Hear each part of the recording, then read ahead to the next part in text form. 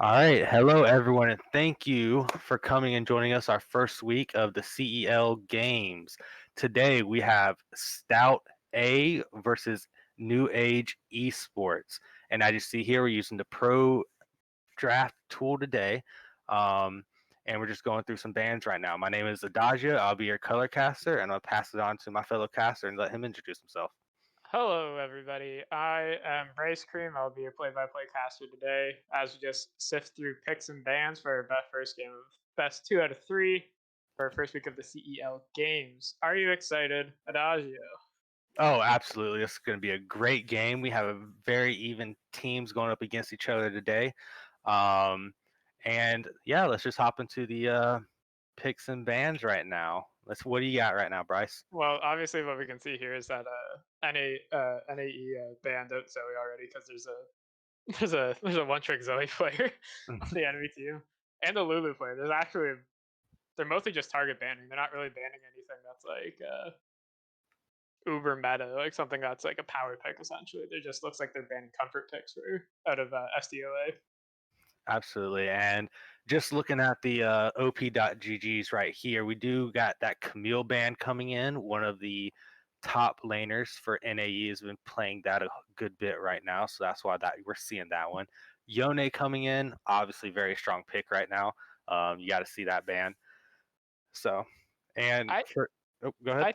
I think on NAE, I think they actually just banned all 3 comfort picks for I think it was a Lulu, a Warwick, and a Zoe one trick. And we got a first pick Shen actually on side of STOA, which is really interesting to me actually. So Absolutely. what's your thoughts on that? Yeah, so I think that's kind of just going like the theme. Both teams going the theme of just banning comfort picks this first game, just because neither one of them, I guess, really know how the other plays. Um, and just for the people watching, if you don't know, Samira is out for this week. She's not playable, so you won't see that ban coming through, but you may see her next week. Who knows? Um, but yeah, the Shin ban or the Shin pick first. That's a very strong pick, whether it's in the top lane or I've seen it go jungle a few times. He can affect the map very well. So Yeah, and that's another good reason because it can flex, but it's also good that they took out Camille because Camille can be a counter that can match his split push and with her Hextech ultimatum can actually trap him from using his ultimate and not letting him leave. for sure, for sure. And we got the Jarvan coming in, so we expect that to go jungle. And he's a very strong early game jungler, very gank heavy, so expect to see a lot of action out of that. And we'll kind of see where NAE decides to go with their picks afterwards, just because that's a Jarvan's kind of a one-dimensional type of character. You know he's going to gank level 2 or 3, and you just got to be ready for it. It's really interesting to see that they're a con locked in for NAE actually, because what we've been seeing in Worlds, especially out of Team Liquid and NA team specifically, we've been seeing Rakan and Twitch pulled out. So I'm wondering if that's what NAE is going to try to round their draft out with here on a Red 3 right now. That's a very good observation, and I think if I look at the stats right, one of them, the NAE's bot laner, has been playing a lot of Twitch, so I think we might be seeing that. I think your prediction may be correct. The Akali pick. Now that is a spicy one right there. She's you got to pop off with her. If she gets behind, she's not the best right now, but she has a lot of outplay potential. I think it was really interesting to see because usually you can pick Akali because if you're good with her, she is a pretty safe blind pick, and you have the Mhm. ability to execute like the enemy ADC once you get your Hextech Gunblade. And usually, what you Oh, see is champions like Oriana picked before the Akali because the Akali matchup actually isn't that bad into Oriana. So I think it's really mhm. interesting to see them lock Akali and then have NAE show Oriana afterwards. Agreed. And I think just because of what we've seen in Worlds, I think Twitch may have been a good pick right there, just in case they pick up on that and end up banning it this phase. But I like the Ash ban, still a really strong bot laner right now. Um, and just there's the Twitch ban coming in right there. Um, and going back a little bit to their jungler, they picked a Graves, which is he can brawl against Jarvan early game. He has the tools to outplay with his E and his W. So I think that's a matchup to watch right there. See I how think. I think what they're gonna look for, like on the side of NEE, is I think they're looking for a misfortune because I think they're just looking for the hardest wombo combo they can find on their team right now. Oh yeah, for sure. No, they definitely got a strong wombo coming in right now, just with their first 3 picks. Um, but we got the Alistar band coming out, which is nice. Can definitely disengage on that Rakan with his I think it's E, right? That's the headbutt. It's just W. That's W. There you go. Headbutt into pulverize, WQ combo. Oof, it's a good And one. we have so they have the prio on ADC here.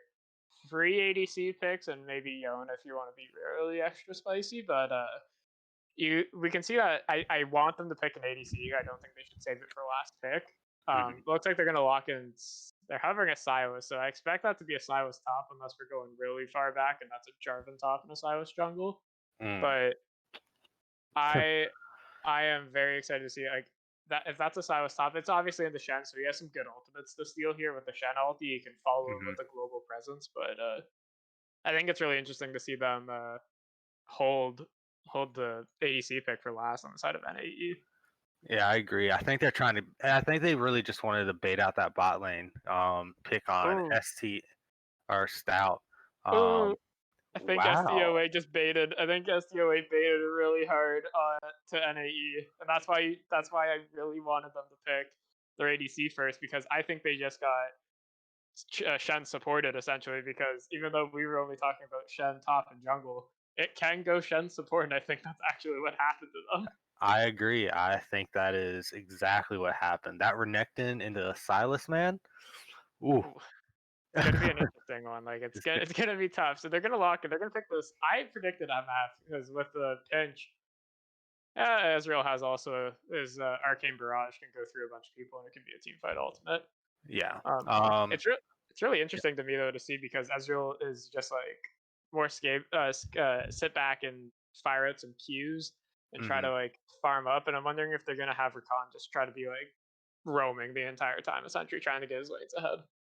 Yeah, I agree. And I feel kind of bad for this Silas because outside of the Shin ult, there's not really a whole lot of like super impactful ones for him to really steal. And he is going to have a rough top lane here for the first few levels. Oh, it's gonna be rough the entire time. I think, Hmm. especially if Renekton gets I think Renekton wins it pre-6 anyways, and then especially if he buys Executioner's calling. Hmm. Executioner is the Grievous Wounds item for AD champions. Oh, for sure. Then it's gonna cut the healing on Silas, and if Silas is not like wildly ahead, he's just never gonna win that 1v1, and Hmm. it's gonna be interesting. I'm actually really impressed with the side of STOA here on that draft. Like I think the Shen pick was 5 head, and I'm excited to see how it plays out. For sure. And I think just looking at the comps right now, NAE may have a better team fight, but I just think Stout has the stronger team overall. And not that they're untanky, but NAE doesn't have a whole lot of super tanky targets, and that's just going to be easy pickings for Jin if he can get ahead with this 4th shot. Exactly. Yeah, like NAE has a good team if ahead because they can always have the uh, the shot call to engage. Hmm. But if they're behind, it's gonna be Jarvan's gonna engage on Jin because he's a mobile carry, but then maybe entire backline instead. So I think NAE needs to not fall behind almost at all in this game. Agreed.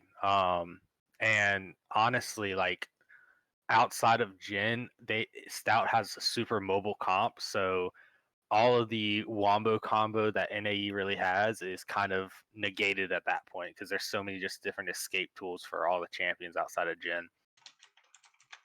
Yeah, and the thing is like unless Jarvan's going full AD, which I don't think he should, then Jin's not going to get popped immediately. And then even if he's almost getting popped, you just snap your fingers on the Shen ultimate. Stand United comes in, and then there's a 500 health shield on your Jin. For sure. Um, and really, honestly, I think this game it comes down to the ADC matchup. In all honesty, if Ezreal can output the damage from the back line and NAE can protect them, um, and they get ahead, I think they'll be fine and they can actually win this game. But if someone falls behind or they can't protect Ezreal the way they need to, it's hard to see a way out for NAE right now.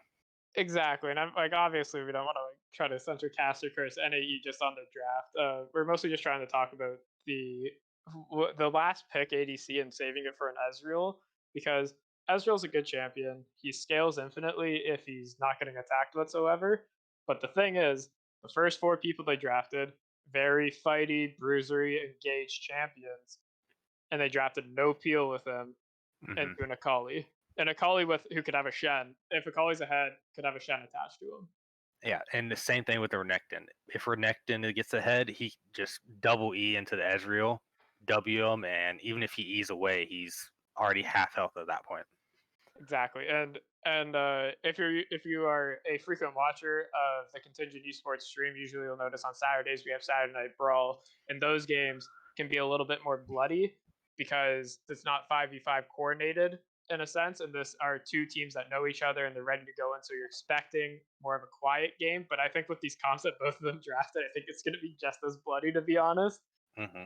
because I think Jarvan's want to gonna try to get stuff early. NAE doesn't want to get behind at all, and then STOA is like, I think they might want to play quiet, but then it's like you have a Renekton too, so it's like, well, Yeah, Renekton's pushing up, Graves might just be farming. It's going to be an interesting game. I'm really excited to see it. for sure. And I think pre-6 across the lanes, Jarvan really has to focus topside because Renekton is going to be applying that pressure, and Silas is really only hard, strong, like 1v1, 1v2 engage. Just because Shin can negate the Rakan with his own E. Um, so it's just gonna be, and neither Jin or Ezreal doesn't really have the early game damage to deal with a Jin forced shot. So it's gonna be hard to play bot lane, and the Akali is just so mobile. It's gonna be hard to gank mid. Yeah, it's gonna be an interesting one to see. I want to see a nice close game. I hope we don't just have like a complete run over. I hope it's not draft over and draft essentially. But For I think sure. I think there's winnable sides on both teams here, and Absolutely. obviously with league, it's like you could draft Sona top and still win a game because if one team just gets so far behind by like Mhm. one mistake, like a level one invade, Yeah. you know. And honestly, with just watching League as much as I have, you go back 3 or 4 years, and ST or SKT at the time, they won a game from 10,000 gold behind at like 30 minutes into the game. So it was a significant gold lead at the time, and they just had a really good team fight and came back and won that game. Um, Actually, about it was that game though too was, do you know who was on? Who you know which champions were in that game for SKT? I Rakan, Oriana, and J4. yeah. So like you have the team fight capability to make the plays happen. They just got to execute. So neither one of us obviously are trying to cast or curse anything. We're just kind of talking. But yeah, NAE has the team fight capability to pull this one out.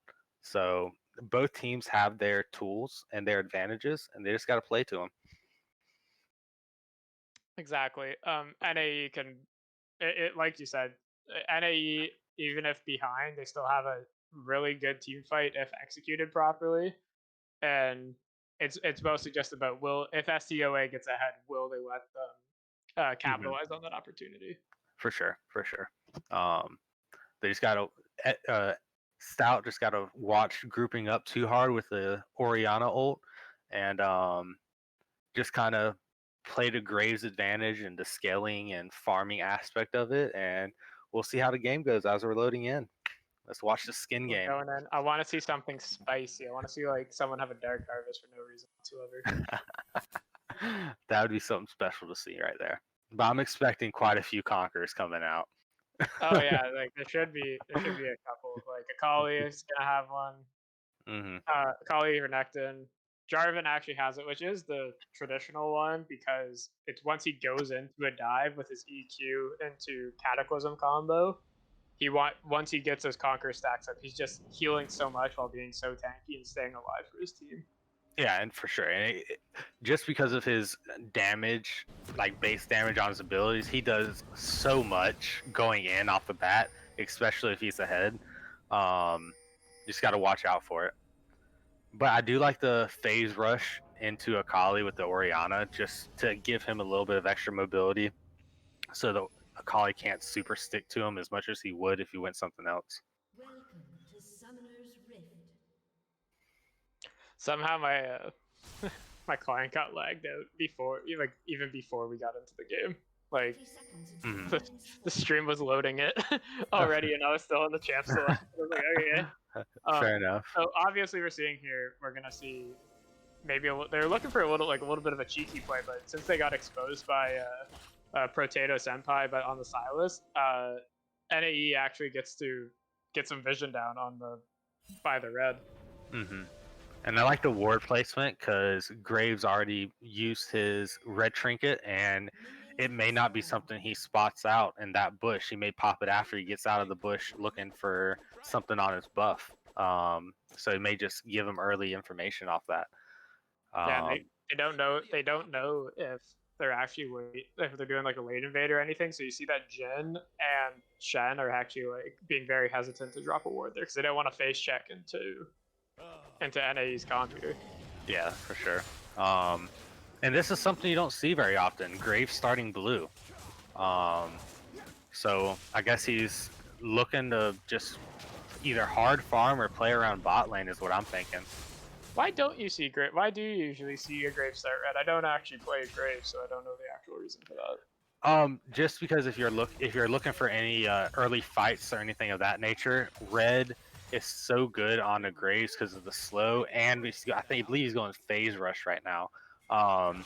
So you get that slow and the extra move speed with phase rush, and if you have W leveled, you get the slow from that. You can just stick on the targets like no one's business. And he does so much damage with his passive because of the shotgun blast. It just works really well into a lot of different early game champions. So just some nice trading up here in top. Like nothing to be expected for a little bit. I'm excited to see what Age King on the Jarvan's going to be able to do. Like he is already pathing up. He's cleared his blue and red, so it looks like he might be going a little bit for maybe a little chinky gank here.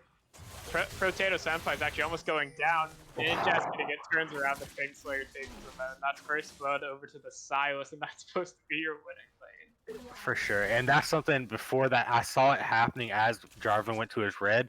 That ward they had in the top try went out, and I was like, this is not good because they no longer have that information about Jarvan, and I think that's why they wanted the ward there, and it disappeared too quickly to get any use out of it.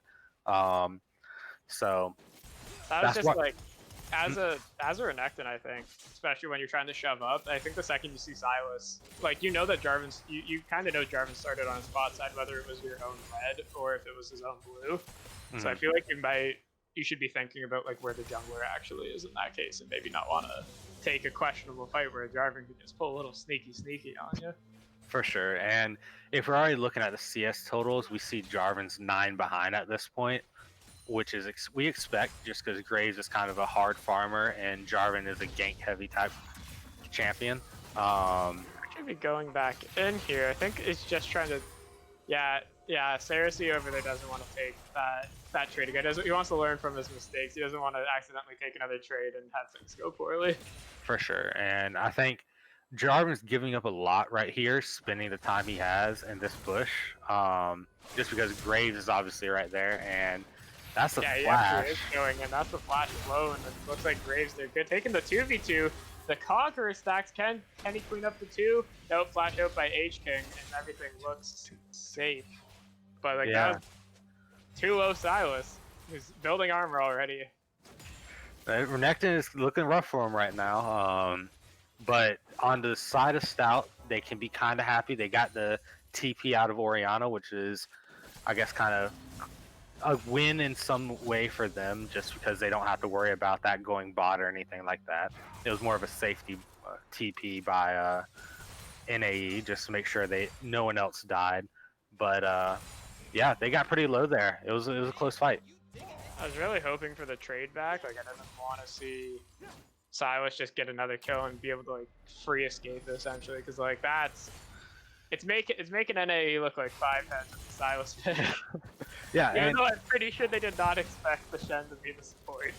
Yeah, for sure. And like honestly, that kind of, even though Jarvan is 15 CS behind, Silas has two kills already, and that kind of makes up for that deficit in a way that they wanted to, you know? It looks like they're just gonna look for a trade deadly flourish, so nothing to be expected there. I think they're trying to like feign some aggression, like by maybe thinking, oh yeah, our jungler's definitely here. Be careful. Yeah.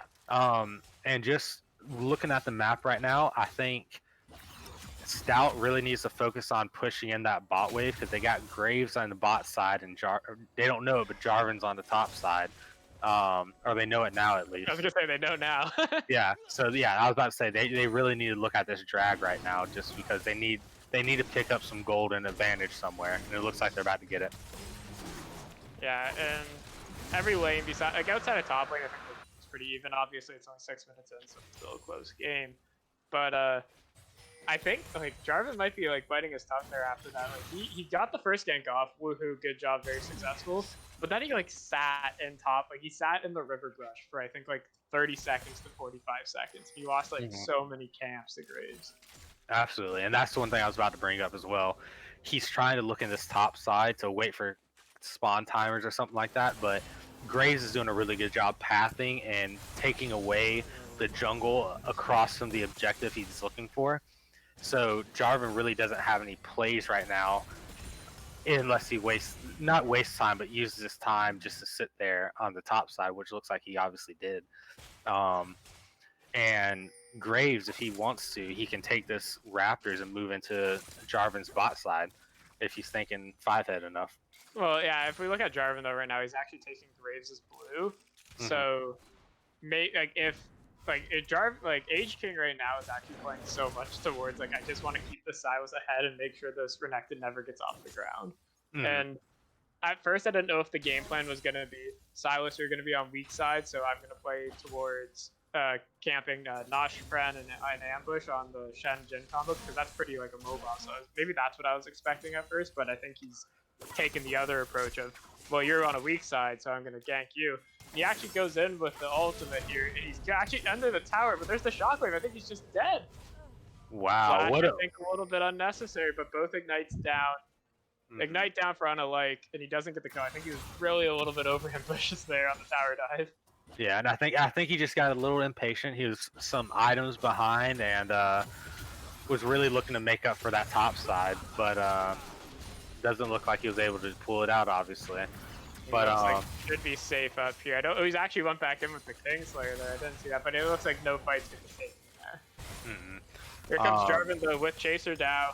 He's got the Cataclysm ready. Cataclysm on the Jin. Jin has flash. There's the Grand Entrance. Jin's going down. There's the Q by Ezreal, and it's just enough. Age King gets the kill on the Nosh Friend. Good play. I like that they coordinated that actually really well by using the Cataclysm to blow the Jin flash and then holding the Rakan W to make sure that they actually get the kill. For sure, and that was a great play by NAE. And NAE is just they're playing the game like we thought they would and like they needed to. Granted, Stout still has their advantages. Obviously, they have stronger solo lanes, and they just have the damage to deal with it for a while. So they can have room to come back in, but NAE is playing a great game right now. Yeah, no, I totally agree. I totally agree with you here. Because after a while, if Akali and Renekton don't get too shoved down, it's going to be hard to match them in like a 1-3-1 scenario where, yes, Orianna can clear the waves, but Akali has gap closers with her ultimate and her Shuriken flip. So, like, it's like, yeah, you might be ahead, but an assassin can still assassinate you. For sure, for sure. And just going back to some CS a little bit, we got Jarvan actually kind of caught back up to Graves and a 24 CS gap in the top lane. That's pretty big, especially for the Jarvan and Silas early game. You're not expecting to kind of see that a whole lot. Yeah, it was interesting to see because we talked about Age King making the weird choice to just sit in the top river bush for about 45 seconds, but then Jay-Z did the exact same thing on his bot side red, where he was looking to camp to get a gank on bot lane while Age King just took his entire blue buff Gromp and Wolves. Yeah, and I think that obviously he's still ahead, but that gave Jarvan a little bit of room to come back in gold at least, and farm. So we'll see how that plays out. Obviously, Graves damage-wise outscales Jarvan by a lot, but we'll see how that ends up playing out in the mid game and late game with the team fighting. Looks like just like a little bit of a skirmish here just to try to get each other's health bars down. I like to see that Chaser Dow on the Rakan here is just like we said, once he hit 6, he honestly just like left Ezreal, and he's just been like roaming around between the river right now and trying to get maybe some ganks off. There might be a cheeky play happening here because Jay-Z is chilling in the tri-bush, so we might see a gank happen. Yeah, and I think we're actually setting up for maybe a mid-game team fight just because the Dragon's coming and we have the Jarvan bot side as well. Orianna has a Kali pushed in, so we'd be looking for the roams off that. And I don't know if this is the point where Kali wants to give up any farm yet. Yeah, we're gonna see like obviously like the matchup for Orianna and Akali is where we might see a play. There's the grand entrance, E into Q, and that might be a dead JC. Here comes a Stand United coming in from Shen, and he flashes out Cataclysm, takes him down. Ezreal's there though, and it looks like he's just getting the Arcane Shift over, and that's 2 kills over to NAE. Shockwave does enough, takes out 1 person, and looks like we're going to be chasing down this Shen, and that is 4-1 in kills with the Drake just popping up just in time. And there you go. NAE took their early game advantage and used it to where they could. I think that was a great TP in by Silas. He was able to get there just in time for that, and obviously the Shen ult came in, and it just wasn't enough to save. Yeah, it was a little bit of a questionable fight that they took because, like, obviously they didn't take the fight because it was a Age King and Chaser now were chilling in the river bush, looking just for Jay-Z to just maybe happen to walk into it and then die. They actually look like they might be going for gank here. Deadly first connects. There's a smoke screen, but he has the EQ to get out. Curtain Call is popped. He's going to be able to play dodgeball today, and he actually just skims the Ezreal and tags him. Ambush with the Shadow Dash actually does connect. And he looks like he's going down. That's a freakish amount of damage coming up from Shen. Here comes chasing out the grand entrance, but he's just going to battle dance out of it. And getting some gold back onto Stout right there. That's good for them, especially onto the Jhin. Yeah, it is a 4K deficit right now, which is not the end of the world. I think they wanted to have this a little bit closer because, like we said, we did want NAE to have, like, we wanted them to have a gold lead at this point, but I think if you're on the side of STOA, you maybe didn't want it to be this big of a gold lead. And maybe if we could get the gold count to pop up on our cast or our stream right now with our streamer, just so we can take a look at just where the individual gold leads lie. Ooh, that's actually like it's J4 is over almost 11k, not 11k, 1.1k up on Graves right now. They're looking for a little bit of an invade here, and they actually do get him. Like I was looking at the gold to not even be able to cast it, but it looks like Renekton's going in here. There's the Cataclysm. Here comes a dirty Shockwave. Does hit the Renekton, but he's got the Dominus Pop, so he's got a lot of health. 6-0 for the Silas, and they're still chasing. But I think that's probably going to be it because there's a Shadow Dash now, but he escapes fine and clean. But this is a 6-0, 700 gold bounty Silas for Protative Sapphire now. He is absolutely looking disgusting. He is absolutely massive right now. And this is going to be a dead Akali right in their tower. Did not respect that they're probably cleaning up the king shit after. Here's going Jhin, looking to take out Blazing Bronze. Does he have damage? Here comes the 4-shot. Deadly Force. This is flash blown by Blazing Bronze. He's going to be taken out. Stand United comes in for Nosh Kren, but Blazing Bronze should get out. He does not have the Arcane Barrage. Looks like we're having the Curtain Call popped out, and it does connect, and there goes down Blazing Bronze. Yep, and there's some more gold back onto Jhin. How's that for your play-by-play right there? That was a lot of action. It was a lot of action. The weird thing is, though, is that Jhin, like, despite being up a kill, and like having more CS, he's down a whole tower and just like go collectively down. I think it was first tower, and I think they got the majority of the plates. So Ezreal's actually still up in gold. It's really close. It's negligible. It's like 60 gold, but it's the fact that like you had to get 2 kills here and now you're like tied with the Ezreal, who's a lot safer than you and doesn't have to For fear sure. 7-0 Silas. For sure. And I really like the GOP coming out of Silas. Just to give his team a little bit more utility in the slow, and just that much more engaged potential. He's also got 10 pages in his little fancy book over there of AJs. Yeah, that's spicy. You don't see that coming in a whole lot. You can tell he's confident, which I gotta respect that if a person's confident when they're 7-0 up. No fear of death from anyone on the side of Stout. Oh, absolutely not. When you're that strong right now, it's hard not to have that confidence. But as you predicted a little bit earlier, we do see the Executioners coming out of the Renekton, just to negate some of that Silas healing off the W. That disgusting healing that when he's like, oh look, it's Silas is about to die. I say kindly, and then oh, he's full HP. For sure, and it also helps with the fleet footwork too, just negating all the healing that Silas really does have. And it'll help with the Rakan a little bit, so it's a great buy. Maybe expect to see a last item or a 5th item last whisper off of the gen. We'll see later on, but yeah, no, it's a good buy, especially when you really need that healing reduction on that strong of a champion.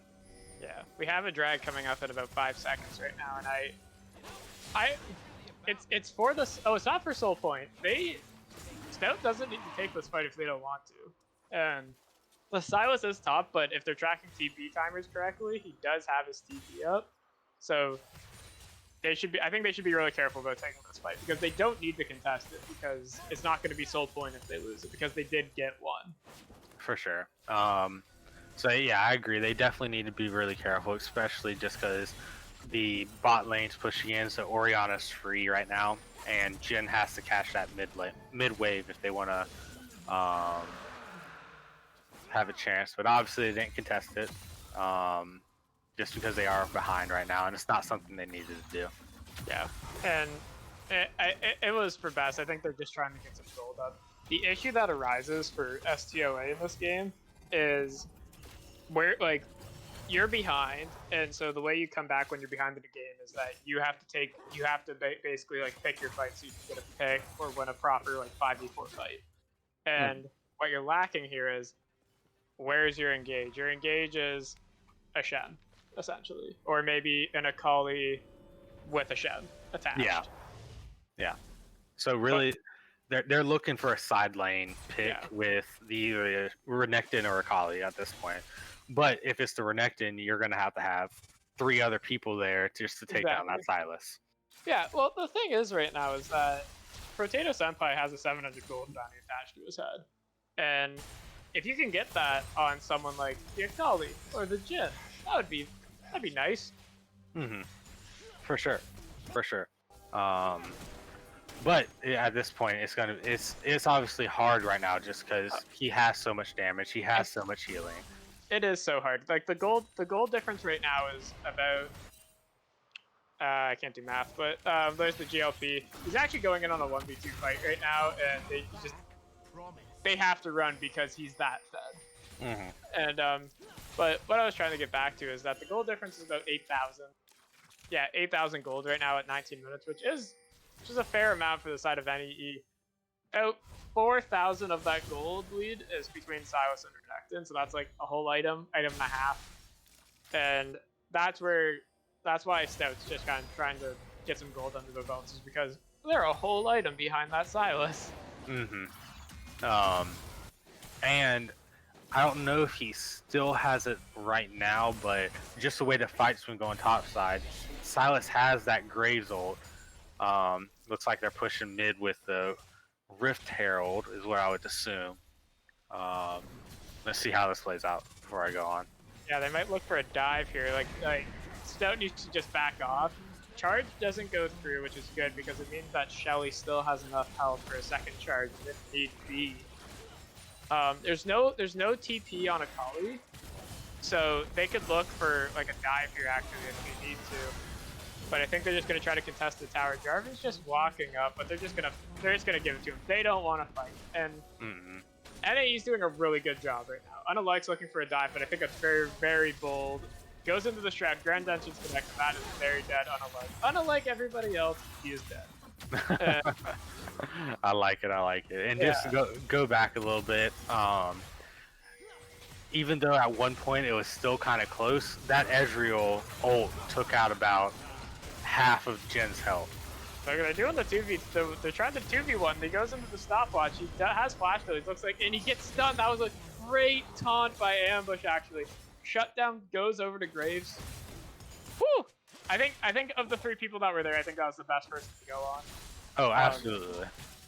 Obviously I think I would have wished it was on Jin, but Jin wasn't there, so you know, sucks to suck. And then, but like, wow, that was really good. And the thing that like, I think Brotato kind of found his hubris there, because what happened was he has flash still. Like, I think he tried to take the 2v2, and then Ambush got the top, like he timed the stasis just perfectly. And I think he was just like, he didn't have time to flash, but I think Brotato Silas thought, he's like, I can chunk them out, maybe scare them a bit, and then flash if I need to, but I think he might have just like got a two bit too much over his head. For sure, and I think just going back, 7 or so minutes, not even 7, but like 5 or so minutes when we were talking, that's exactly what Stout was looking for. That side lane pick onto the Silas, getting the gold onto a priority target or priority champion like Graves, who can carry late game with his damage. That's exactly what you wanted to see out of that. Drags up in 30 seconds, so what we're seeing right now is 2 teams just looking to get their vision down. Jin might need to take a I don't know if you have how much gold he has on him. Not enough for anything special. He has only 2 items, so he's actually down compared to the Ezreal right now in terms of items. So Ezreal's going to be more prepared. I think NAE is actually going to try to look for a bait here, while JZ and Sarah C try to go up top and take out that Silas. But Silas is just too mobile. You're not even touching him. Yeah, and I think that's exactly what they're trying to do. Is just they knew they weren't going to be able to contest this dragon, so try to get that pick top side. But obviously, all these guys being as good as they are, Silas expected it, backs off, moves mid, just plays it safe. Yeah, and they're doing a great job here because they haven't given up a tower yet, and that's why their lead is so just like still large. Like even though they haven't been picking up much kills, and Silas's bounty went over, they're still up by about almost 9,000 gold right now, just because they've been playing so defensive and their team is so oppressive right now. Where, like, what's Stout gonna do is like they can't walk up. Their team should be able to win. Excuse me, in the 1v1 side lane, that's just not happening. There's the EQ by H-King. Looks like Ambush is trying to get out, but he's just gonna die. Goes over to Bullet Prince. Yeah. And with that, with Shendet, they don't really have a tank besides like a Black Queaver Renekton. And yeah, they're just gonna go for the Baron. Absolutely, and right play here. They saw the Shin out of position, and they just went for it. And that's what you got to do. You gotta take the advantages the team gives you. Oh, and they had vision on the Graves. Yeah, they had everything. Oh, that's one dead Graves right there. I was gonna say, like, do you want to go to the steal? Because like Stout needs the back out. They don't even have a smite now, so there's no point. It looks like Protato's gonna keep chasing down Nostrand, but like there it is. There's the connect. Kingslayer's just enough. Peels back his entire health bar. Steals the hijack. Pops Dominus. He's going to chase down Cersei actually here. And he's just gonna try to keep running it out. Connects with the dash stun. Shockwave goes down. And he gets out. Unalike is just running off the side. There's a whole side lane fight going on. I think he's gonna run into the team. But who are they gonna give it to? And it goes over to H-King. Yeah. 4-1-11 on the Jarvan. Honestly, with the game set at the time, they might have been able to stack that Baron just because they had all of their inhib powers up, and they weren't at too big of a risk of losing their entire base. So they could have maybe just turtled that one out. But I applaud the aggression out of it. The ambition. Yeah, the ambition out of it. Like they needed to make a play. They tried to make it happen. They got unlucky that they sniffed out the grave. Yeah, I agree with you. It reminded me a bit of the video though of like when's the best time to contest an objective. It was like 25 seconds after it's taken, because there was like there was no need for them to be there. I think they honestly should have backed up. It's like, yeah, Baron's going down. What can you trade for in advance? And literally, Jay-Z's just then in the sentence and the time that it took me to explain that. That was a sneaky Oriole right there. I don't know if you saw it. I didn't see it because that's how sneaky it was. Yeah, no, he threw it out about 5 seconds or 6 seconds before Graves even walked up, and I guess Graves just lost sight of it in the minion. Yeah, it looks like they're just gonna go for a tower dive here. Not Trent's going down. Yeah. No, hey, kudos to freaking NAE playing the game that they needed to. They executed really well. Oh, just tower dives ambush. Holy. There comes the TP. It looks like H-Game's actually just taking some tower dominus pop. They don't expect much to happen here. On the light goes in with the ultimate. And they actually got down H-Game, so there's 450 bounty over. Like, just kidding. Arcane Barrage takes another. It looks like they're going to try to drive Jay-Z here. Potato Senpai is so tanky for having so much AP. Doesn't have the dodge. Looks like they're going to try to end the game here, and it should be all over but the stinging. And yeah, that's the game. Hey, kudos to both teams. I like the aggressiveness on the Baron play by Stout. They're just a little too far behind, and NAE played a great game. They played to their strengths and did what they needed to do. There was so much fights in there, and that like, especially in the last the latter half of the match, in the last 10 minutes, there was so many fights. My directed camera on my spectate mode would go to the wrong fight, and so what the stream was showing was like the opposite thing of what was happening. So I was like almost at a loss because when the shockwave happened in bot lane on Jay-Z's Graves, my camera was in top lane for some reason. It was just like, oh, we're gonna look at the Akali die instead. Fair enough. No, it was, again, Stout just needed to get ahead early game. They had the tools to do it. Unlucky, it just didn't happen this time. You know what's really impressive is that Bullet Prince was the substitute for NAE, and he actually played a perfect game going 4-0-10. Oh, absolutely. Played fantastic on the Orianna. Has some great ults coming in. And not even just like the good ones for the solo kills. He had some great team fight ults, especially in that first one down by the dragon. He secured a kill onto Ambush, if I'm not mistaken, because he Shin ulted in and kind of tried to disengage into 3 people for his team, and secured him the kill, and they're able to snowball off of it. Whew, that was a good game. We're gonna go into game number 2. I don't know if we're taking a break at all, but we will be doing another pro draft thing. We will have to wait a little bit for it. I'm excited. What are the we can talk about this during pre-draft analysis, obviously, so we'll probably get there. Let's take a quick break. We'll be back for game number 2 between NAE and STOA. Yeah, real quick, thank you guys for tuning in for this match. I actually have to leave, so Mythic, the voice god, will be coming in and filling in for me for games 2 and potentially 3 if we add it. It was a great game, great night. Thank you guys for tuning in, and I'll see you later this week.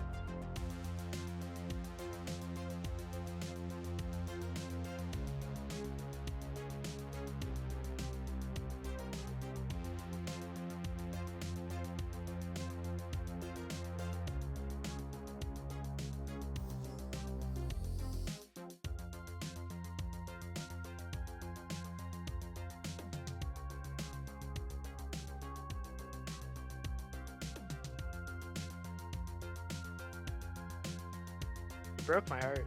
Tells us how good we are together, and then he says I'm going to the military. Hello. Are we? Oh yeah, I guess we're going back because I see that the stream's live. Okay, yeah. So, I am Beards and Cats. This is game 2 of New Age Esports and Stout Team A. It looks like, if I remember correctly, the bans are the exact same from NAE with the Zoe, Lulu, Warwick. And so far from Stout, it is the exact same 2 with Camille and Echo. Yeah. With NAE, I don't think we're gonna see anything different because, like we've said before on the first game, STOA has a Zoe, a Lulu, and a Warwick one trick on their team. So I think they're just looking for pure comfort bans essentially. Yeah, I think yeah, I mean we're seeing the exact same 3. I think New Age Esports can just run it back and see what Stout does to change. I mean, they were super strong. I mean, it does look like they're going to change though. That's what I was gonna ask you actually, Beards and Cats, was if does New Age Esports have to do anything different, or do they just do a salty run back and hope that Stow runs the exact same thing and just let it be? Yeah, I mean, I guess they pick first, so they don't have to do the Jarvan Rakan. But yeah, I would have 100% been like, yeah, just run it back, and it was, a strong enough thing that we don't have to really, that they don't really have to change all that much. I think all their lanes played really well. Jarvan like ran town in the jungle. Oh yeah, it was disgusting. Yeah, that was really, really rough to watch. But then Italy, I mean, it's like exactly what Jarvan did, but better, right? So yeah, exactly. Like with Jarvan, I was expecting less aggression from the Jarvan because he is more of a tank. I'm just tank and gank essentially is what his game plan was. But with Italy locked in, you're expecting I'm gonna get in your face and then I'm gonna kill you also. Yeah, and the Shen Volibear run back. How do you feel about the Shen this time? Like, are we 100% on Shen being top lane this time? Because, I watch Ambush here and there on stream. I don't have much time to pay attention to everything, but he is definitely more of an enchanter or yeah, I feel like he's a lot more of an enchanter than like a melee tank like Shen. Yeah, I think what they did last time for STOA was that they locked in Shen first round, and they're trying to hold that flex pick down. I didn't expect it to go support because, like you said, I expected Ambush to be on more of an enchantress, more healing situation on the support role. But I think they saw the Silas get locked in, and they're like, okay, we can try to we can try to flex that support and then have a better match up top, and then it kind of spilled in their face. Yeah, yeah. I mean, the Jarvan just sort of walked up, and I mean, I guess it wasn't completely over level 2, but that setback level 2 with Silas being able to go back and get 2 armors, that definitely made it really difficult. Yeah, then Jarvan literally just sitting there for the entire lane. Yeah, exactly. I mean, it was definitely a tent was put up there. That was Yosemite National Park for the game 1. But it does look like they're going to ban the Silas, so we're not going to see that this game. Yeah, it's really interesting. I want to see what Potato Senpai can actually bring out this time. I didn't think the Silas was going to do so well because, like we established, STOA got the counter pick into the matchup, and I just don't think they're expecting so much jungle presence in the top lane. Yeah, yeah, and with the Ornn ban and Morgana Lux ban, so it looks like NAE is saying, "Hey, we know that your support is going to be a big playmaker," and Stout is saying, your top lane did really well last game, so let's try and do what we can to make it so he can't be as big of a deciding factor in this game. Yes, I agree. And with the Swain locked in, this is technically a triple flex between like top lane, like Volibear, Shen, and Swain can all go top. but I expect it to be Shen top Volibear jungle and Swain in the support. And with Lucian locked in on the side of NAE, that's probably a mid lane Lucian. Could be top actually. We'll see in this last pick, but if they were able to lock that in once Nidalee got locked in, so they're not just going to accidentally end up in a full AD comp. So I actually really like the draft from an NAE right now because Nico and Lucian can both go top and both go mid. So I'm excited to see where they put that.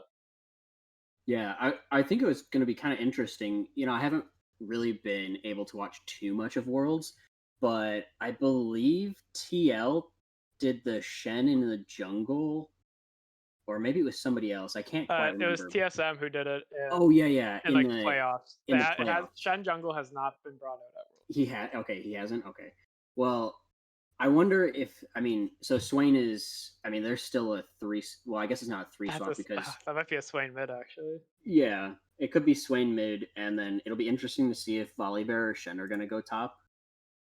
I'd expect it to be. What I'd expect it to be would be Shen top Volibear jungle, just because I just feel like Shen jungle I think is a niche pick. Like I think it's too niche for STOA. Like I think you actually have to have some games practiced on it, and I don't think it's something that it's like even if it's OP, you can't just whip it out first time like in a coordinated game. And yeah. So I expect it to go top lane. Yeah, I agree. It's going to be a hard matchup though if it is, because whether it's a Lucian or a Nico, that's not a fun matchup for Shen. Yeah, it's definitely going to be a bully the top lane game again. I think if Lucian goes top, it'll be a little bit easier if they do fall behind, because with Shen, with Volibear, with Swain, with Zyra, all of that CC, like he has 1 dash and a flash. So they could eventually get onto him. Yeah, they could get onto him, and it's going to be interesting to see what Jay-Z can do on this Volibear this time. He didn't have a lot of impact in the first game on the Graves after getting shut out essentially by Age King's Jarvan. So I think this game is actually more close to being about jungle matchup, because I think Jay-Z has all the agency in the world to activate his lanes. Yeah, and I do want to say that NAE is super, super squishy. Yeah, that is true. They have no tanks. They have none, and not even like a bruiser. They have no tanks. Yeah, unless Nidalee is going to just forego any like early game damage and go like Rod of Ages, like they have nobody. Yeah, well, it's going to be interesting to see what they can do, because on the side of STOA though, despite NAE having no tanks whatsoever, STOA lacks a little bit of damage. Like you do have Volibear and Shen, who are tanks that can do some damage, but in like a later stage of the game, if your Zyra's behind, she's just tickling, and if your Swain's not ahead, he's also just tickling. He's more of like a slow DPS drain mage, and so it looks like a lot of the weight of the damage drain over here is just going to be on Caitlyn. Yeah, and I think it is kind of interesting. Caitlyn is the only AD damage. I know Shen's auto attacks, if he is going to go like the Tiamat route, like he's going to do more auto attack and true damage, I believe, than like a regular tank would do. But like pure AD damage is solely on the Caitlyn. Yeah, it's definitely going to be interesting to see. I think there's a lot of places that STOA can actually win this game, though. I think there's like every lane has the potential to carry, because if you can get out. Sorry, there's I'm in the champ select screen right now. I see NAE moving around, and for like a last second they had Twitch in top lane, and I was very curious about that.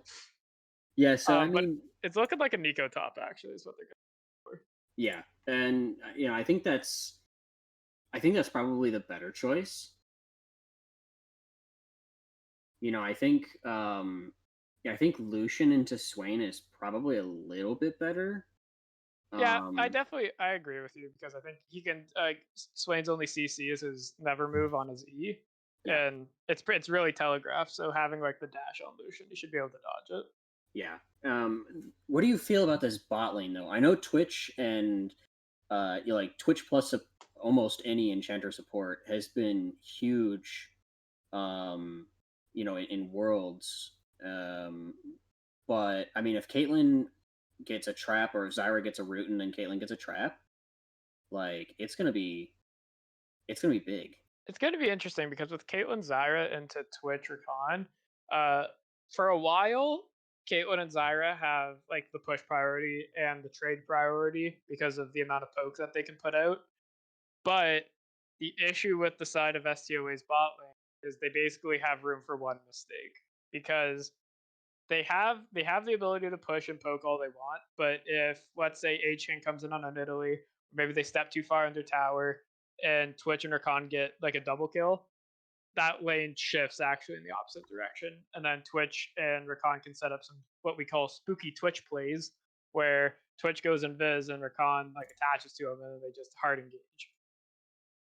Yeah, and I mean, it's gonna be. I think the same as last game, where if Stout can hold off in the game long enough to get 3 items or three or four items, I think team fights start leaning towards them. But I think before that, this is definitely New Age Esports game. Like it's their game. They're I can all agree super with that. early, yeah. Yeah, because I agree with you.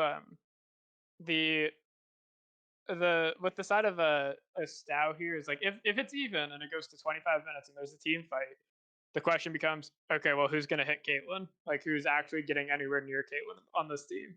Maybe Rakan, but then there's no follow up whatsoever because you have a poke mage and 2 ADCs. So like you're not gonna get anywhere near her. So if it's even, I think I do agree that I think STOA actually wins this game. Yeah, I But agree. as we saw last time, NAE absolutely just crushed them in the early game, like early to mid game happened. Oh, it was beautiful, beautiful plays by H-King. I'm excited to see if he can redo what he did in the first game and just absolutely put the team on his back. Yeah. I mean, it's gonna be really nice. And our spectator is just about over. Yes, we should be going in about 2 seconds now. Then once my spectator client starts lagging, like it always does. Okay, we are loading up here. I'm excited to see if there's any. This is always like my favorite part of the game, where we get to see the champs, and I like to see like if there's anything interesting that comes out on the runes. And the two that catch my eye immediately are Dark Harvest on Italy, Glacial Augment on Nico. Yeah, what are your thoughts on the Dark Harvest on Italy? Yeah, I mean, Dark Harvest on Italy, I think, is going to try and just push the game forward. I think they're hoping to get early kills. Because, I mean, I think compared to... and I think compared to Electrocute, don't you need, like, 11 stacks for it to be better than Electrocute? Oh, I used to know the math on this. I used to know the math when Dark Harvest, like when it was old Dark Harvest, and it was like every camp dropped a Dark Harvest stack. But I haven't known the math since. It is something close to that, though. It's like 12 or 14, where then Electrocute then Dark Harvest becomes more efficient. 30 seconds until minions. As we load in here, looks like we might have a nice cheeky 1v1 play here. All teams are just here. They're looking at each other. Oh, this is gonna be spicy. Who's gonna make the first move? And I don't know who wins it. They're going in. Here comes the grand entrance. Knocks up 4 people. They actually just big damage onto all of them. But 1 kill goes over, and it looks like Jay-Z's going down. It's 2 for 0 so far. Noshkran's running for the hills. Has his flash. Ignite burning. Ticking gets the heal, and then he's still alive. 2-0 though for already over to NAE, and that's not how you wanted to start your game. Yeah, that is not good. Yeah, I mean, so top lane and mid lane ended up getting those kills. And those were going to be the bully lanes already. So they're just going to be even harder for Stout to just play even. Yeah, especially because Lucian got his back off too, so he actually has he has an extra longsword on him. So like that's gonna be more impressive already. Bot lane blue, Noshkrem blew his flash actually already, so he's really immobile against the Rakan. Why are you so boring? And we will have to see how that plays up against. And now, yeah, we were right. Dark Seal purchased by Nico. Not how you wanted your second game to go right from the start for STOA. It's not over yet though. Obviously, it's like 2 minutes in, so we can see where. Yeah, obviously, like, we'll see what happens. But now that like since some flash is blown, it actually like looks like only 2 flashes are blown. The Bullet Princes and I don't know, yeah, not trade, just quick little trades here and there. 1 flash blown on Bullet Prince and 1 flash blown on the side of Noshkrem. With this information known by everybody, since everybody was there, do you expect either Jay-Z or H-King to look to target a specific lane? Yeah, I think, I mean, we can see that Jay-Z is just hovering mid right now, and so is H-King. So, I mean, I think this is going to be the spicy lane that they're going to go in on. And there's the pounce actually by H-King, and then he's actually going down. I don't think he might not. Oh, he has a flash actually. We did just talk about this. He goes down, but that's going to be a double kill over to H-King. And that's probably 3 Dark Harvest stacks over to H-King now, and he's already 2-0-1 at 3 minutes. Yeah, this is, excuse me, this is going to be a very, very early game, towards New Age Esports. And, I mean, this is exactly what they wanted. They wanted it to be just just an Irish brawl through the early game. Because I know that their early game is better. And, we could see H-King just doing what Nidalee does, going in and taking some jungle, making a counter gank happen, and I mean, it's perfect again. The early game is perfect. And H-King's actually matching where Jay-Z is right now, because Jay-Z's going to look for a gank. I think H-King's actually just taking Scuttle, so he's going to see what he goes in up here. But just like Nico just clones out, because, just pops her W, shapeshifter, leaves. No ultimate yet on the side of Jay-Z, but actually Cersei might be going down. Doesn't have to blow his flash. He knew that there was no burst coming out from Rotato Senpai. All is calm in the world.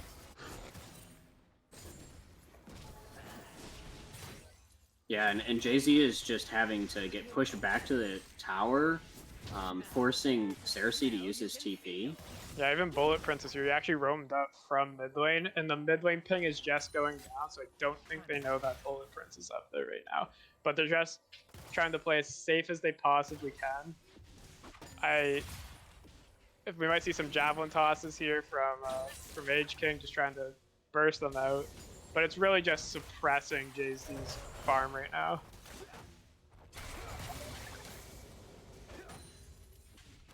Yeah, Jay-Z is behind 5 CS. Shen is behind almost, what is that? Let's see, 15. What is that, 15? That's about 15. Yeah.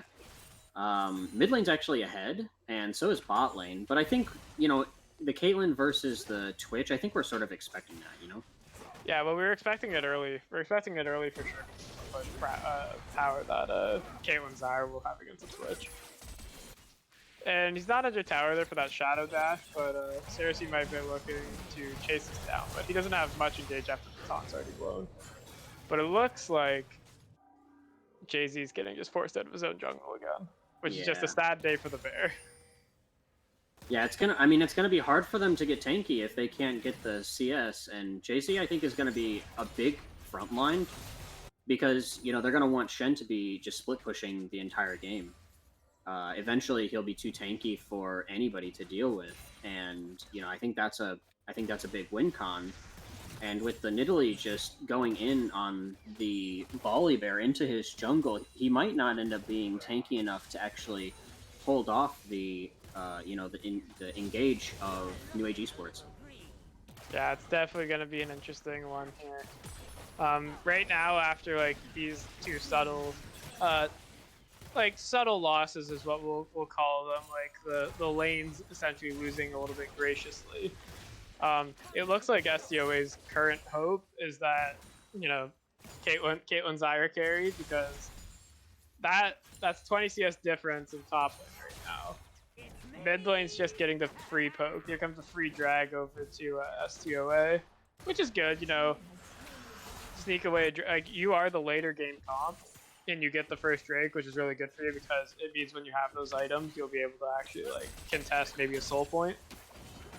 Yeah, and Caitlyn gets to back and get boots and BF sword, while Twitch just backed and ended up getting Bilgewater. So it's, you know, it was pretty rough early, and I think it's going to get even rougher as Cersei goes on Potato, but just out of tower range. Yeah, he's tried it twice now, and the issue that's come up both times is that he's just been out of tower range, because then these would be good trades. Like, it's good to take these trades still, but what's happening is that Cersei's taking the, like, just going in for the Shadow Dash, and it's connecting, but Potato Senpai's just out of tower range, so he's not getting as much damage as what would be optimal.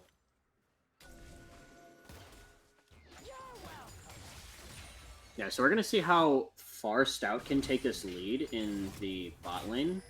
I mean, I think we both agree that's sort of their win condition right now, and with New Age Esports' bot lane being sort of on Stout's side, I think this would be a really good time for Jay-Z to actually make a gank happen, but he's on top side.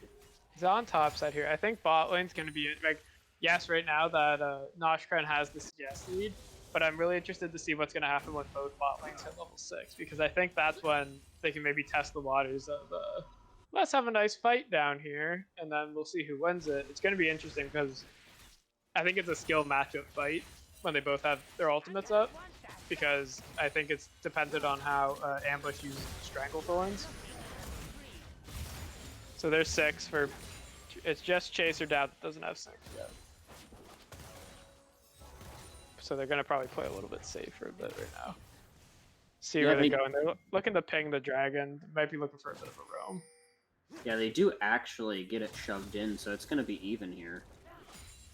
Jay-Z has his ultimate now, so they can actually look for a dive if needed. He can disable the tower with his ultimate. It is a warded trap, so they will know he's coming. And I believe on the upper half of the map, H-King, yep, just took the Rift Herald. Man, so Jay-Z's going to get spotted here. And a TP from behind is going to make this a 4v5. Yeah, definitely. Here comes the Pop Blossom by Potato Chip. And that looks like Ambush is going down, but Noshkan's free firing, but Blazing Bronze goes, flashes in, takes him out. And here comes the Q's by Unalike, Swain double kill over to him. That's actually a really good fight for STOA, even though I believe it was 3 for 2. I'm not actually sure if... Did Volibear die down there? He did. Okay, I must have missed Volibear, so it actually wasn't as good as I originally thought, because they actually do lose this tower up if this charge goes up. And so that's a lot of gold over to Nidalee, who is just 2 kills up. She got first blood, and they got that double kill, and full tower gold, and first tower gold. So really ahead. H-King looking to make a statement on why he should be probably targeted in the bans. Yeah, so I noticed that there's been a huge push for, you know, the tier early buy on solo lane 80 carries. What do you feel about Lucian not going the early tier? So usually what you see is for, like, why you see a tier build on Lucian is because it makes him, it helps him scale into the late game, essentially. And it's better when there's a lot of squishing champs on the team, because it gets more flat damage output. This actually might look like Blazing Bronze going down. Ace in the hole's about to connect. I believe he does go down to that. Yeah, that's nice. Little bit ambitious taking that word. Yeah, that was really nice. He's going to end up missing almost 2 waves, I believe, bot side. Actually, it's just going to be 1 wave. But I mean, that's still a whole bunch of gold, a whole bunch of experience that he's going to be behind, and he's already a little behind in it. And now we have an interesting game on our hands, because the top half of the map for New Age Esports, absolutely crush. Like, did their job to the fullest and absolutely crushed. My screen's not showing the top half of the map right now, but it looks like they're both safe. Actually, no, Nico went down. Yeah, So it was really close, but I think they're gonna end up giving up this dragon that's coming up here in 6 seconds. Yeah, because Jay-Z was just topside, so they do know where he is. Chaser Dow's right here too, looking for a fight probably. Yeah, Cersei does have TP. So we're gonna see he's just chasing up the calling right to the face of Nosh. So this should go over to NAE without a doubt, unless they really want to take the fight. They did get some ultimates blown. They got the calling out, but Blazing Bronze and Chaser Dow both have their ultimates up still, so it'd be very risky for them to take this fight. Yeah, they are actually going for the blue before the dragon, so Nosh Karen could maybe show up on time if they do it a little slow. Like, I mean, we see Twitch going for the tower instead of putting damage into There's the Grand Death going in. Dash is in by Lucian. Here comes a stopwatch by Ana. Like he's healing up. Stand United coming in. Thirsty. Flashes out. Should be fine. Nico's coming in. Hits the double stun. Here comes the Pop Blossom baby, and that's a dead bear. And it looks like Shen the Ninja might be going down too. He's taking a lot of damage. Here comes Twitch. There's the spray and play. Ta ta ta ta. Everybody's going down. Looks like Northtrend can't get enough damage going out either. But are they really going to want to dive that far past another tower? No, they're not. They're going to take the 3-for-0 and then fall back to another Drake. The same Drake that was still up. Yeah, so I think this actually ended up being a really, really smart play from New Age. You know, they said we're the early team. If they want to fight for the dragon, then we're just going to fight them and just, destroy them, hopefully. And that's exactly what happened. Stout sort of got pulled into it. And because they are the later game team, and New Age was ahead already anyways. Yeah, they end up losing that. What I was looking forward to in this fight was that Noshkren actually had a bit of a lead against the Twitch, but what we're seeing here is that Potato Senpai and Age King and Bullet Prince can just kind of zone them out of the fights, and then when your only fed person's just completely zoned out of the fight. Excuse me. Just completely zoned to the fight because all your tanks and protection are behind. Looks like we might have a bit of a fight here. Jay-Z's going in. He has the ultimate. Pop Blossom off. And then it just goes down. Potato Senpai goes down, though. Just the Stormbringer disables the tower. It doesn't matter. You get a lot of health. Good play. Good play by Jay-Z. They're not giving up yet. Yeah, no, I definitely think they still have a good chance at winning this game. It's 14 minutes in. They're not super behind. 5K, and that's a lot right now. But if they can keep it even, or just keep the Twitch from being able to farm up outside of tower, I think it goes even. Stout could end up catching up a little bit. Looks like we have Bullet Prince roaming down here. He does have the calling too. They're just seeing him on a ward now, so this is going to be interesting. Twitch is going in. There's the snare, but Ambush is just getting absolutely popped by Bullet Prince. Quickness and a flash grand entrance popped by Chaser Down. That is a dead Caitlyn as well. And that's what I was fearing. It's like, yeah, your Caitlyn might be a little bit ahead, but now every other lane's losing priority, and then they just send everything they have at that Caitlyn. Yeah, so bot tower is going to go down, and that leaves just mid tower up for the red team. Shen has been farming pretty well, I think, since Here comes Jay-Z again. Oh, Potato, you're playing with fire right now. There's so many people around you. There's the never move. It actually hits the right one too, and the pop loss is not going to matter, and Unalike gets the kill. It's actually crazy how often she has her ulti up. I thought it would have been up a lot. Well, we're just going to call him. It looks like H-King might be going down here.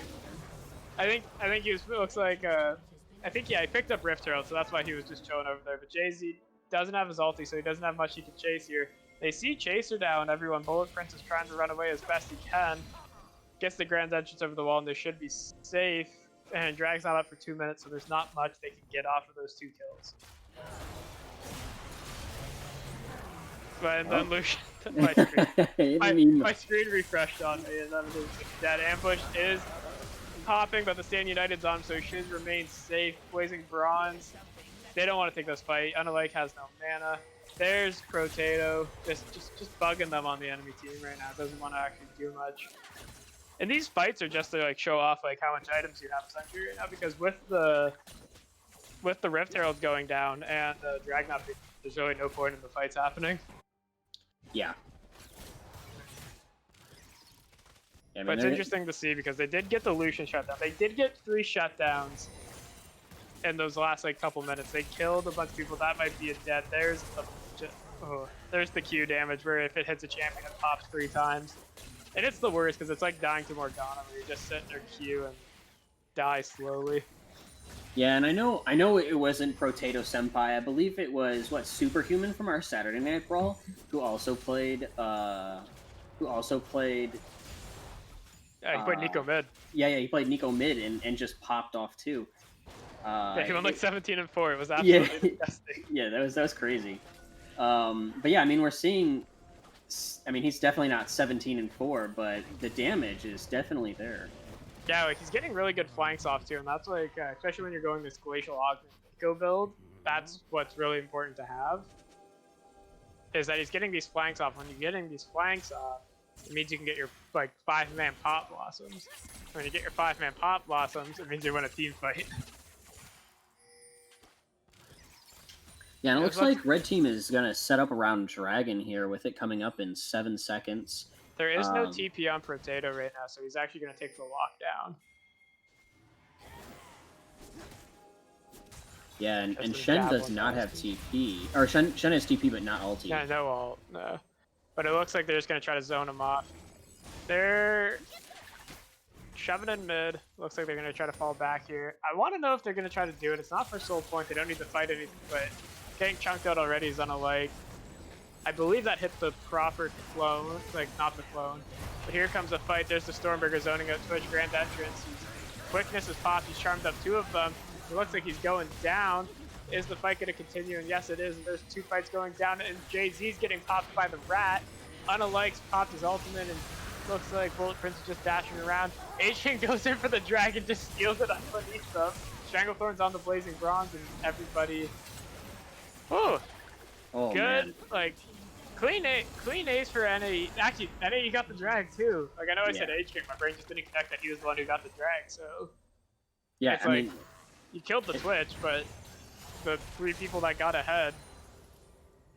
Yeah, I mean, they lost their 2 tanks really early, and they had just nobody to sort of push away the, the damage from just walking up to the back line. I mean, Twitch just walked right up to the Zyra and the Caitlyn and just, did them dirty. Did him dirty. That's definitely right. Jay-Z popped his ultimate and tried to zone off Twitch off the fight. And it's like, yes, good intentions, but the thing is, Twitch is like baby fed, but compared to the 10-2 Lucian that's in your mid lane, that's not the person you want to be zoning off. Yeah, I also think there was a little bit of mischoosing who to damage, because Unalike was damaging the Nidalee when the Twitch was just caught killing both the Zyra and the Caitlyn. I think if he would have swapped, I don't think Zyra would have lived, but I believe Caitlyn would have. And I still don't think they would have made a big change, but they might have ended up being able to kill just H-King as well. Yeah, and the other thing that happened in that fight was Cersei had to blow his Stand United actually just to save Ambush's Zyra, who was zoned out for the rest of the fight afterwards. Yeah. So it's like, once your fight starts with you not getting your Stand United off, like in a proper way, then the fight's probably not gonna go well for the rest of that fight. So it's interesting to see that it was closer than it was expected in my mind, because they did kill Twitch and Rakan. Yeah. Yeah, and actually looking at this, these CS differences in the jungle and top lane are crazy. Whew. H-King doesn't die. Absolutely pops ambush. He is at 7 Dark Harvest stacks, so not that much yet. He's almost at the worth it line, as we're going to call it now, where would electrocute has just been better. But, I mean, he's 2-1 and 8. It's going well. You can walk up to the Zyra that does that and just, like, absolutely pop her, so. Yeah. Yeah, I mean, it's gonna be a tough game for Stout. I still think that they have the ability to come back. I definitely don't think it's 100% out for them. Just because they have tanks. Yeah, no, that's true, because, like, once you have tanks in the enemy teams, like, Lucian does fall off. Like, he is definitely more of a early game centric carry.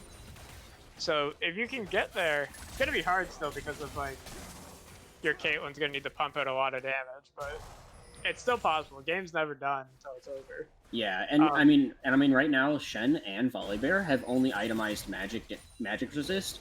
They have no armor. Yeah, exactly. So it's like it's gonna be interesting to see. Like, once they get the armor, they're gonna be hard to kill, and like Shen's already getting hard to kill with the adaptive helm. So yeah, I mean, I think it's gonna be, you know, if they can make it last another 10 minutes, and both Shen and Volibear get the third item, excuse me, I think it's gonna get a lot closer. yeah, you'll see that Shen doesn't have the Tiamat either. Actually, those wave clear is kind of lacking. All he's got going for him is that Bomby Cinder, so he's just having a little bit of like heat radiating off of him and helping him clear that wave. And it's because, like, you can't go Titanic Hydra Rush in that matchup when you're absolutely just getting bullied. Yeah, and I mean, it's going to be really interesting to see what happens with Stout on this next dragon. They fought for every dragon this game, when we've thought that, you know, maybe the last two they didn't really need to fight. And I still think they don't really need to fight for this dragon. It's a mountain, and nobody's actually going to be building any defense on the enemy team. So I think they could probably just give it. Yeah, they could definitely give this one over, because, like you said, there's like it works out. It's only on your bonus armor, so if you don't have anything built, like, you're only going to get 4 to 5 extra off of it. Looks like they're trying to chase out on a like here. Jap toss just misses. They don't want to chase it too much though. But they have the Vision Prio and a TP on Potato Senpai at the top lane, so we're gonna see what happens here. Yeah, I mean, they are deciding to fight it again. You know, we'll see how it goes. We've got Potato Senpai TPing from the back, and Caitlyn needs to watch out. He's gonna look for the big flank. There's the charm, flash in, quickness pops, calling Pop Blossom. Stormbringer actually hits the backline though. Twitch is gonna go down. Can he get a actually is how Stand United's popped? Are they actually gonna get H-King? And Stout Esports actually win that fight. They brought 2 people and their 2 carries are dead. There's the ace in the hole, and that's dead. Nico shutdown goes over to Caitlyn, who's exactly who you wanted on. Oh, that's the javelin toss. No. Absolutely. Still, they have a jungler. The jungler's behind, so it can still get smite stolen. So we're gonna see how this goes. There's the toss, and it goes over to Stout Esports right now. Their H-King's looking for trouble right now. He's just tossing jab. Oh, that damage. Phil Swift would be proud if he can take him out here. There's the W from Volibear, giving him a little shield. Oh, Cersei, too far. They're gonna try, yeah, they try to trade it back. It's not gonna do much though. And I think that's it. So that was, like, they're down 9,000 gold, 8,500, and they won that. They got a really good pick. Yeah, that was a really nice wombo. Yeah, that was a really good combo by them. So, like, it's definitely not over yet, and they're just scaling and scaling. Obviously, NAE has the Pop Blossom Twitch quickness combo over Khan, Twitch, and Nico, but I think that one's a little bit harder to execute than just having, like, 3 beef balls in front of you. Yeah, and I mean, Swain is going to be doing pretty decent damage. I mean, he's 7-4. He's, you know, he's not. That might be a dead Swain on a like pops a stopwatch, and he's going to be going down Collins pop. They don't want to chase this. Here's the W by Volibear. Shen's looking to go in though, and I think they're gonna step back. I don't think they would want to take this, especially like they don't have vision. They don't know how many people are in there. Oh, Nidalee taking a third of Ambush's HP. It's just, oh man. Fun to watch. Oh, yeah, Potato is super low too now though.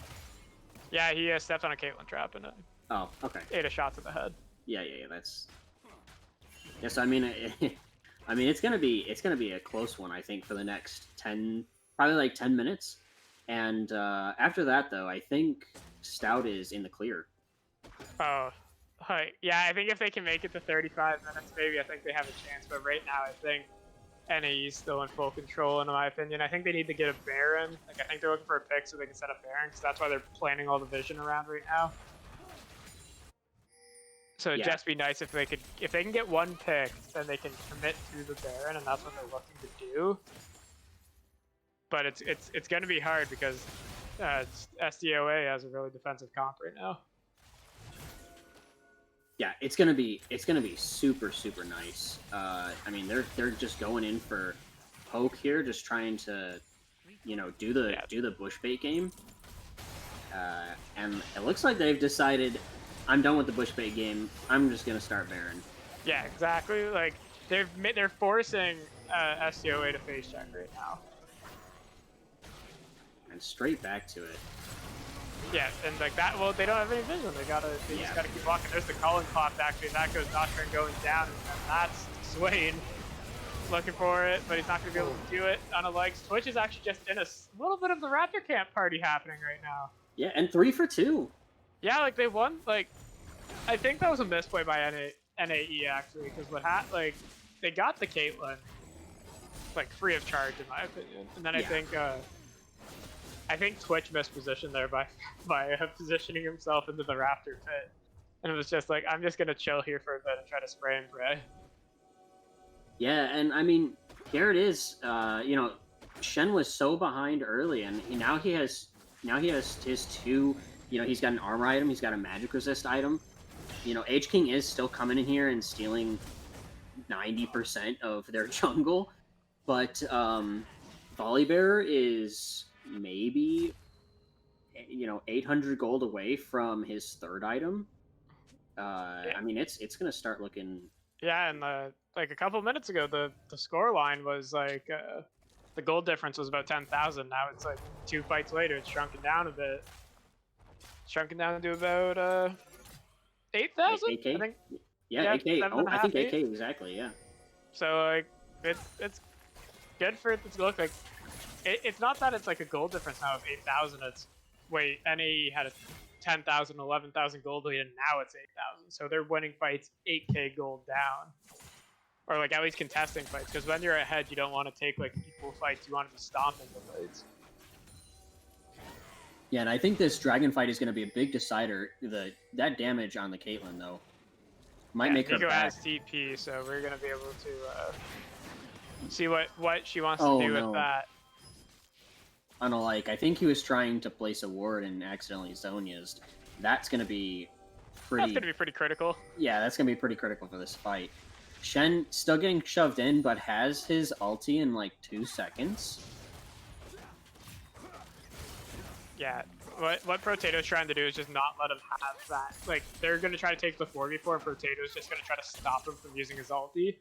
Because I think they're feeling like it's protected it's protecting STOA too much right now. So you're going to see Potato just try to shove as much as he possibly can in the tower. And the drag did go over, no fight whatsoever, because they didn't have the Shen ulti. So yeah, and I think that's a really good call from Stout though, just letting them have it. Again, you know, it's a mountain drag. It gives armor and magic resist, maybe just armor. Okay, so it gives 6% armor and magic resist. And, I mean, you've got 6% of, what, Merc Treads on Nidalee? Yeah, and... like, it's gonna do something at, like, some point. It's gonna do a little bit. Yeah. It won't do a lot. It's really good on tanks. So it's really good that you're stealing it away from STOA's team. Yeah, but they definitely don't have to fight over, you know, what is 6% of you know, armor on Nidalee if they're behind, you know? Yeah, exactly. I think what they're just trying to do is prevent the soul from going over, because if Soul goes over to STOA, then you have about a 300 health shield plus a 500 health shield from Shen going on to either of your carries, and then they just become unkillable. Yeah, and so we've got a very short lull in the game. I believe it's just them trying to get some Baron vision down. That's actually a lot of damage coming up from Unalike. I was not expecting that. Yeah, that was... I mean, this might be a really good... I mean, he does have TP, so this would be... Oh, he might be it, actually. And he does. He kills him. He does kill him. Yeah, because the Pop Blossom shield didn't go off, so... Yeah, so this is the time. I mean, Swain's gonna back. This would definitely be the time for Stout to come in and get some vision down. Maybe not actually do the Baron, but I think this is a really good time for them to just remove all vision from. It looks like somebody started it by accident. Yeah, it was Cersei's. It was Cersei's Sunfire. Ah, yes, the best one, the accidental. Yeah. So we're gonna see how this. Yeah, TP's gonna come in. They're gonna look for trying to zone him off. There's a Storm. We're gonna change him to Baron. They didn't blow any flashes actually. So that I think they blew 2 flashes on the side. There's the culling after coming in and absolutely destroys ambush. And you forgot about the rat, and then you're gonna get the gat by the by the Twitch, and that's actually Queen Ace. That's a free Baron for them. A 4v5. Oh no. They should like. What happened was like they blew 2 flashes trying to kill Bullet Prince and like Blazing Bronze, and then they went back to the Baron, and it's like you can't do that. Their team's so good. They might actually just end the game because Twitch is there now, so they have the Baron minion. Yeah, they're gonna do it. They did it. Yeah, I mean, ambush is up. No Baron is up in like 10 seconds, but I don't think that's gonna be fast enough. No, they did it. They did it. Done. It's a GG, I think. Yeah. NAE, New Age Esports, absolutely. Just like that one play, like it was looking good. It was looking good for STOA at one point, and then just like that. That's the issue when you get too far behind. Is like when it looks like you're slowly crawling back into the game. It's just like you can't make a single mistake or you're screwed. So, yeah, that's what happened there. Man, it looked so good for them. You know, we were talking about excited. that. Yeah, we were talking about that 35-minute just comeback, and game's over. At 33. Yeah, it's because they didn't hit the 35 minutes. Yeah. The game. Like they were a minute and 15 seconds away from just pure victory coming in from STOA. The enemy Nexus would have just given up and exploded. They didn't even have to do anything. Yeah, and like. They would have instant FF coming out from NAE. Yeah. So I don't know if we have interviews or not. I mean, I know this is our first week. We're sort of working our way into things. But if you guys are interested in an interview, we could set one up with anybody from New Age Esports. Obviously, if they're up to it as well. Well, either way, like I think we'll hear about that soon. But that was a great series between New Age Esports and STOA. That was absolutely great game. Like I think the first game was a little bit one-sided. Like it was an absolute pop off in the top side in the jungle. In this game, even though the gold didn't tell the story, like the gameplay told the story of how close that game was. Yeah, the second game was definitely a brawl. Each side had a winning and a really winning lane. Bot side for Stout and top side for New Age Esports for game 2, and it just sort of became a who's going to be able to hold off. Is Stout going to be able to extend the game long enough for them to get items, or is New Age going to be able to shove it down fast enough before Stout gets the tanks? And we were sort of on that precipice. We were on that fall over the fence point there for the very end of that game. And just I think one misplay into that Baron, not even the Baron. I think it was the double flash. I think, I think Volibear flashed for the Twitch, and the Twitch flashed over the wall, and then Zyra flashed for the Nidalee and the Rakan, and I think they missed. It was off screen for me, but I do think that they missed, and they ended up backing out, and then Twitch came in Viz and gatted them all down. Yeah, it was like they played with their food too much essentially, because they don't think they didn't have their spec. Like even Nico wasn't there, but like having a Twitch and a Rakan is an absolutely disgusting combo to like try to like steal a Baron with, because they're just all in the pit for you.